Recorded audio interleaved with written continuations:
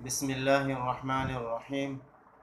اکثر والدین یہ شکایت کرتے ہیں بچہ آوارہ گردی کرتا ہے، بچے کے اندر تعلیم کا شوق نہیں، بچہ بد اخلاقی کرتا ہے، اس کے لیے قرآنی کوئی عمل بتائیں۔ سب سے پہلی بات یہ ہے کہ والدین شریعت کے احکامات کی پابندی کریں، نمازوں کی پابندی کریں، اپنے اندر اچھے اخلاقیات پیدا کریں۔ اگر والدین شریعت کے احکامات کی پابندی کریں گے بچوں کے اندر بھی وہ چیزیں پیدا ہوگی۔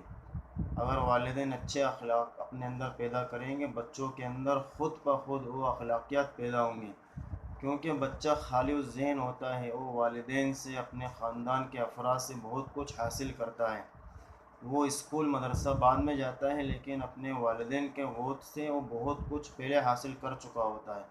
تو ہم اپنے اندر شریعت کے احکامات اور اچھے اخلاق پیدا کریں گے، انشاءاللہ بچوں کے اندر وہ بھی پیدا ہوں گے۔